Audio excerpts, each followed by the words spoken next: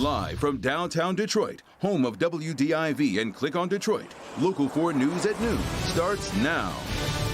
Dr. Martin Luther King Jr. touched the lives of millions of people around the world. Today, we honor his lasting legacy. I have a dream. My 4 little children will one day live in a nation where they will not be judged by the color of their skin, but by the content of their character. How people here at home are celebrating his unrelenting dedication to justice and equality. And on this federal holiday, in his honor, people are gathering at the memorial to Dr. King in Washington, D.C. It's located in West Potomac Park, right next to the National Mall. Also in D.C., protesters gathered to call on Congress to pass voting rights measures that are stalled in the Senate. Members of Dr. King's family are attending, and the demonstrators are calling for the passage of the John Lewis Voting Rights Advancement Act. That bill has passed in the House, but not the Senate. And Republicans want to use the filibuster to keep the bill from passing, while some Democrats are concerned about changing filibuster rules in an effort to force that bill through. In the meantime, here at home, people are gathering in Detroit for a day of service to honor Dr. King's legacy. Local 4's Priya Mann joins us now live this afternoon with a look at what the Blight Busters have planned. Priya? Hey, Evrod. First of all, who doesn't love that name, right? Detroit Blight Busters. Volunteers have spent the morning picking up trash in and around that apartment building behind me. The point here is to make a difference in a tangible way, do an act of service that leaves the folks in some harder hit areas looking at a more beautified space. Take a look at some video from earlier this morning. Volunteers spent time cleaning up streets, removing trash and debris. Volunteers also knocked down an abandoned building, removing blight in Detroit neighborhoods. Detroit Blight Busters host a day of service every year on January 17th to commemorate Reverend Dr. Martin Luther King Jr. Day. It's about giving back in a tangible way. Volunteers rolled up their sleeves, braved the cold to give back. So this year, the team targeted areas around Losser and West Grand River. Last year, Detroit Blight Busters did a cleanup project in the old Redford area. They cleaned up several illegal dump sites and boarded up and painted neighborhood art on vacant homes. Take a listen to what State Rep Stephanie Young and City Council member James Tate had to say. No one can compare to the work that Dr. King did within our society, but we all have, as been mentioned, the ability to do our best to try to serve others. A day of service doesn't mean having to come out here and get dirty like we're willing to do, but it does mean check on your neighbor. It means make a phone call. If you don't think about doing it any other time, today is the day to serve. And keeping in line with the beautification of Detroit neighborhoods, artists are also on hand today painting murals. So this is a great way to give back, an act of service on Martin Luther King Day. Reporting live from the West Side, I'm Priya Mann, Local 4. Yeah, definitely a great day of service and a great way to serve as well, because on a day like today, Priya, it's important to do just that.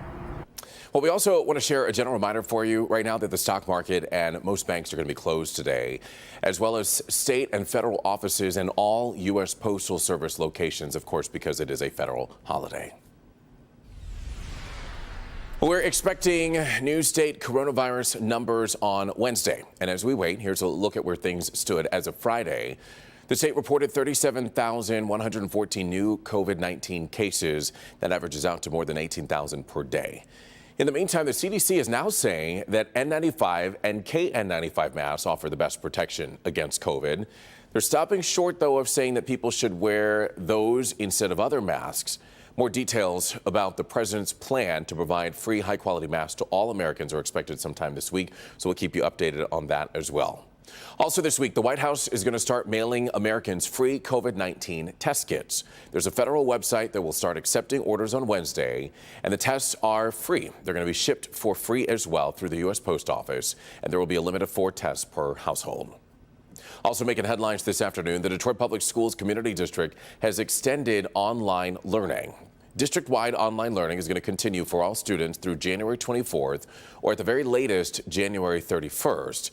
This is all because, although the city's infection rate has improved, it's still in the mid-30s. Now, the return to in-person learning will include required employee COVID testing, and students must also have a consent to COVID test on file by January 31st, or they're going to be transferred to the district's virtual school. In the meantime, new COVID-19 cases are skyrocketing. They're also leveling out as well. It kind of depends on where you live. Just like with the other waves that we've seen, Omicron is hitting different parts of the country at different times. The U.S. Surgeon General says a national peak likely won't happen for weeks. Let me paint a picture for you of my shift. We were down 10 nurses in the emergency department. We had a few dozen patients waiting for hours at a time, and the patients just kept coming. It is so disheartening to have been through surge after surge of these patients. Normally, after a flood, you rebuild. We have never had the chance to do that, and it has only gotten worse. COVID-19 is still spreading. Hospitals are straining, and Omicron is hitting them with a 1-2 punch. More cases, fewer staff. Some are getting COVID-19, others are getting burnt out and leaving. But the virus isn't leaving. In some parts of the Northeast, cases have plateaued or even declined, but still. The challenge is that the entire country is not moving at the same pace. The Omicron wave started later in other parts of the country, so we shouldn't expect a national peak in the next coming days. Next few weeks will be tough. According to the CDC, the country is averaging more than 780,000 new cases a day, despite issues with testing access. But the White House is pushing to increase access. Starting Wednesday, you'll be able to request free rapid antigen tests at covidtest.gov, 4 per household. Experts add that it's time to double down on what we know works. That's why we want everyone to get vaccinated, to get boosted as soon as they can. In the meantime, China says tickets for the Winter Olympics will not be sold to the general public due to COVID-19. Tickets will instead be distributed out by authorities. And in a statement, the International Olympic Committee said that those in attendance will be residents of China's mainland, and they required, quote, COVID-19 countermeasures. That announcement comes after Beijing reported its first case of the highly transmissible Omicron variant on Saturday. The Olympics are set to begin on February 4th, and you can only watch them right here on Local 4. All right, let's turn our attention to today's forecast as we give you a live look outside there at the Detroit skyline, or in the middle of the Detroit skyline, that is. Let's turn things over to meteorologist Brandon Rue. I stepped outside for just a moment, ran across the street to go get some coffee. No coat. Bad idea. Yeah, I mean, it's cold, and then you have to add the wind on top of that. It's just a little cold slap in the face for us out of the northwest. Part of this is steering big storm to the east, but it's also drawing in a little more moisture from Lakes Michigan and Huron.